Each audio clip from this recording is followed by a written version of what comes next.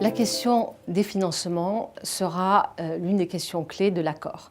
Tout d'abord parce que les financements ont un rôle essentiel à jouer dans la transformation des économies des pays en développement, mais comme les pays développés, vers des économies sobres en carbone et résilientes aux effets du changement climatique pour contenir le réchauffement dans les limites de 2 degrés.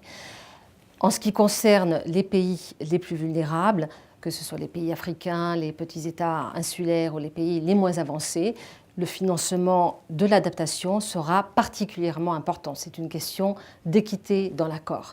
Les pays développés ont pris un engagement à Copenhague en 2009 puis à Cancun l'année suivante de mobiliser 100 milliards de dollars par an à l'horizon 2020 à partir de sources publiques et privées pour soutenir les actions d'atténuation et d'adaptation des pays en développement. Évidemment, 100 milliards, ça ne couvre qu'une partie des besoins qui se chiffrent en milliers de milliards, puisque en ce qui concerne le financement des investissements.